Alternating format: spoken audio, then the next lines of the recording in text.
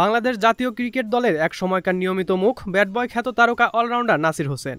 দেশের হয়ে ১০০টির বেশি আন্তর্জাতিক ম্যাচ খেলেছেন তিনি। মাঠের ২২ গজের খেলার সব নিয়মকানুন বুঝলেও গেল কয়েক বছর আদালতের মারপ্যাচ ধরতেই পারছেন না এই ক্রিকেটার। ২০২১ সালের ফেব্রুয়ারিতে তামিমা সুলতানাকে বিয়ে করেন ডানহাতি এই স্পিন অলরাউন্ডার।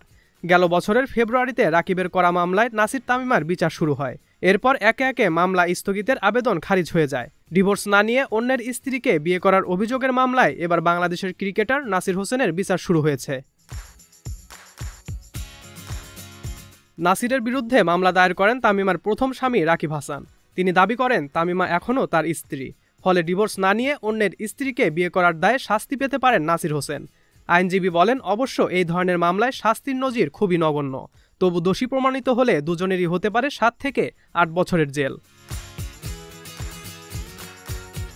তালাক যথাযথ হয়নি জেনেও তামিমাকে বিয়ের অভিযোগে করা মামলায় রাকিব এরই মধ্যে আদালতে সাক্ষ্য দিয়েছেন। শুধু তাই নয়, দাখিল করেছেন সব প্রমাণও। তবে এ মামলায় সবচেয়ে বড় আদেশ আসে রোববার, যেখানে রাকিব তামিমার ১০ বছর বয়সী সন্তান মায়ের বিরুদ্ধে সাক্ষ্য দিতে রাজি হয়েছে। রাকিবের আইনজীবী ইশরাত হাসান বলেন, এ মামলার চাক্ষুষ সাক্ষী রাশফিয়া হাসান তুবা।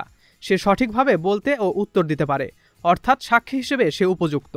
তাই আদালত শুনানি শেষে তার আবেদন মঞ্জুর করেছেন। আগামী ২৯ মে রাকিব তামিমার শিশু সন্তান আদালতে সাক্ষ্য দেবেন। রাকিবের আইনজীবী আরও বলেন, তামিমার বিরুদ্ধে ডিভোর্স না দিয়ে অর্থাৎ অবৈধ বিয়ের অভিযোগ আনা হয়েছে। এ ধারায় ৭ বছরের সাজা হতে পারে। এছাড়া ফৌজদারি ধারায়ও সমান সাজার কথা বলা আছে।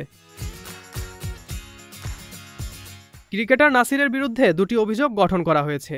একটি ব্যভিচারের, এতে ৫ বছরের সাজা হতে পারে। আরেকটি অন্যের স্ত্রীকে প্রলুব্ধ করে নিয়ে যাওয়া, এক্ষেত্রে ৩ বছরের সাজা হতে পারে নাসির হোসেনের। সজল খান, মহাজন আইটি।